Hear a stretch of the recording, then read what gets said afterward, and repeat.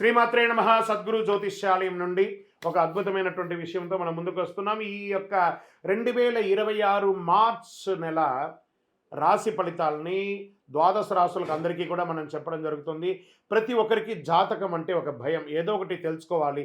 నాకు వ్యాపారం బాగుందా, నాకు ఉద్యోగం బాగుందా, నాకు కోర్టు యొక్క వ్యవహారాలు ఏమో తెలుస్తుందా, నాకు విదేశాల ఉద్యోగం ఉందా, నా వీసా వస్తుందా, నాకు H1 వీసా వస్తుందా, నా అప్పులు తీరుతుందా, నాకు ఆరోగ్యం ఎట్లా ఉంది, నా వ్యవసాయం ఎలా ఉంది, బాగా చదువుతానా, ఇలాంటి కన్ఫ్యూజన్స్తోనే ఎన్నో వీడియోస్ అన్నీ కూడా చూస్తూ ఉంటారు వివిధ మాధ్యమాల ద్వారా. కానీ అందరికీ గుర్తుపెట్టుకుని మన యొక్క మాధ్యమం ద్వారా కూడా మనం ఈ మార్చి నెల యొక్క రాశి ఫలితాలను తెలుసుకోబోతున్నాం. జాతకం అనేది పడుతున్న వర్షానికి ఒక గొడుగు మాత్రమే, కానీ జాతకం జీవితం కాదు.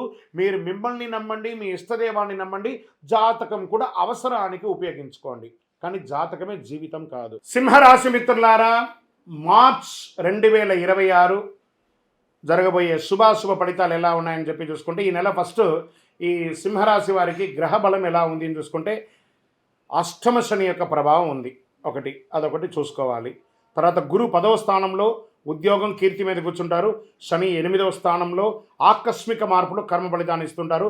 రాహు 7వ స్థానంలో భార్యాభర్తలు భాగస్వామ్యం. కేతువు 1వ స్థానంలో, కుజుడు 11వ స్థానంలో లాభం ధైర్యం మీద కూర్చుంటారు. సూర్యుడు మరియు బుధుడు 8, 9వ స్థానంలో మార్పు, శుక్రుడు 7వ స్థానంలో ప్రభావం.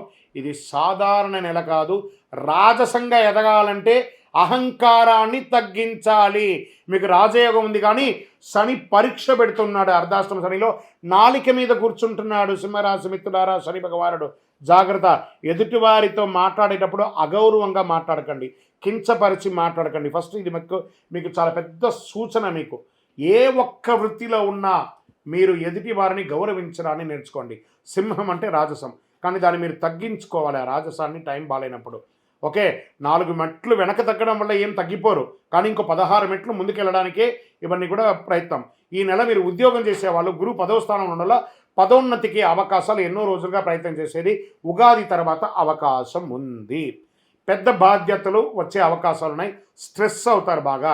మార్చ్ 20 తర్వాత మంచి శుభవార్త వింటారు. ప్రమోషన్స్కో, ఇంక్రిమెంట్స్కో, లేదా ట్రాన్స్ఫర్స్కో గవర్నమెంట్లో ఎదురు చూస్తుంటారు కదా, అవన్నీ కూడా వచ్చే అవకాశాలు. ప్రభుత్వ ఉద్యోగాలు కూడా వచ్చే అవకాశాలు. ప్రభుత్వ ఉద్యోగంలో టెంపరవరీగా ఉన్న వాళ్ళు స్కేల్ అయ్యే అవకాశాలు కూడా చాలా బాగున్నాయి. ఇది ఒక యోగస్థానం. పై అధికారులతో మాట్లాడేటప్పుడు జాగ్రత్త, కింద వాళ్ళతో ప్రేమగా మాట్లాడండి. ఇంకా ప్రైవేట్ ఉద్యోగాలకి కొత్త ప్రాజెక్టుకి లీడర్గా మిమ్మల్ని ఎంచుకునే అవకాశాలు ఉన్నాయి. ఆన్సైట్ విదేశాలకు వెళ్ళే అవకాశాలు ఉన్నాయి. జాబ్ మార్పు కూడా యోగంగా ఉంది. ఉన్న జాబ్ వదిలేసి స్థానచలనమయ్యి పెద్ద స్థానానికి వెళ్ళే అవకాశాలు కూడా ఉన్నాయి.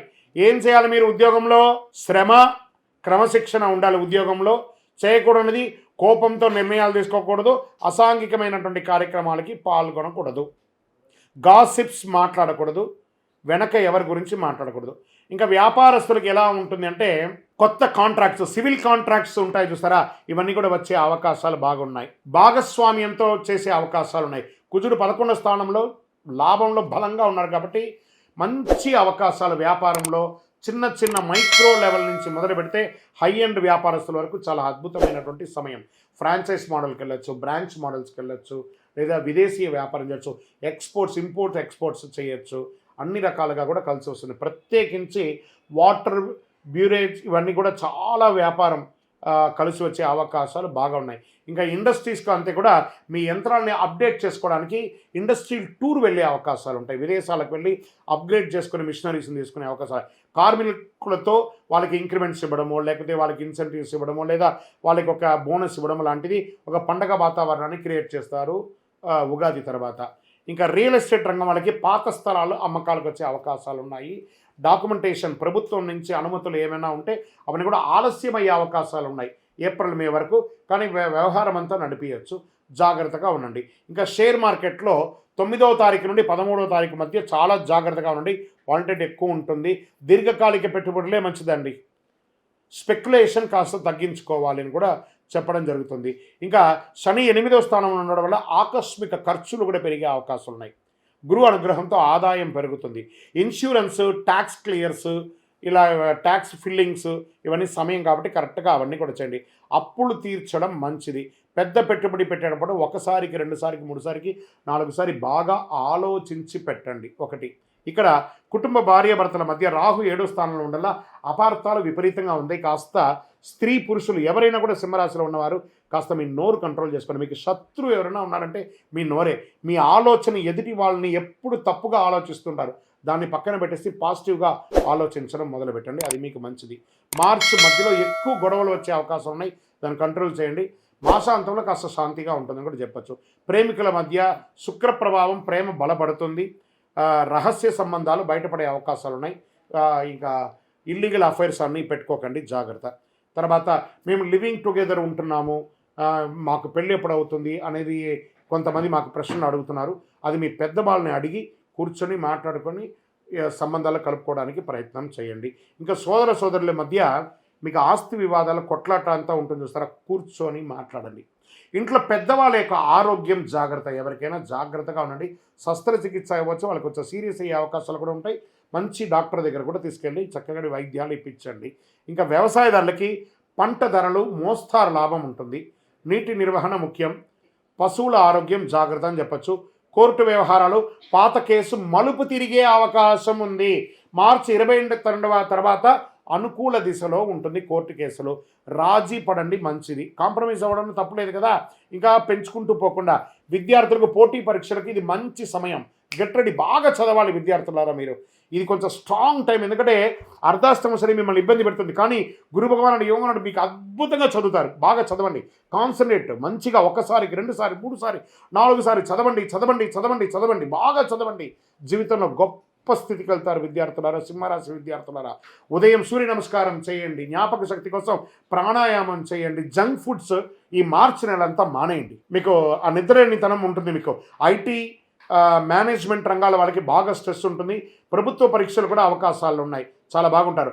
ఆరోగ్య పరంగా గుండె సంబంధిత సమస్యలు వచ్చే అవకాశాలు ఉన్నాయి. కొంతమందికి స్ట్రెస్ అవుతారు, యాంజియోగ్రామ్ చేయడం లేదా ఇంకొక ఇలాంటివన్నీ. ఈ కార్డియా రిలేటెడ్ సబ్జెక్ట్స్ ఉన్నాయి. కొంచెం మంచి డాక్టర్ని సంప్రదించండి. ఏ వయసు వారైనా ఒకసారి జనరల్ చెకప్ చేసుకోండి. బ్లడ్ ప్రెషర్ పెరిగే అవకాశాలు ఉన్నాయి. నిద్రలేనితనం, దానికి కారణం ఫోన్, టూ మచ్ రేడియేషన్, దాన్ని తగ్గించుకోండి. ఉప్పు తగ్గించండి. ఉదయం నడక చేయండి. సూర్య దర్శనం, సూర్య నమస్కారం చేయండి. మార్చి 10-16 మధ్యలో చాలా చాలా చాలా ఆరోగ్యం పట్ల జాగ్రత్తగా ఉండాలి. వాహనం నడిపేటప్పుడు జాగ్రత్త. సూర్యుడు ఎందుకంటే చంద్రాస్తమ సమయంలో ఈ యొక్క షూరిటీ సంతకాలు ఇవన్నీ కూడా కాస్త జాగ్రత్తగా ఉండాలి.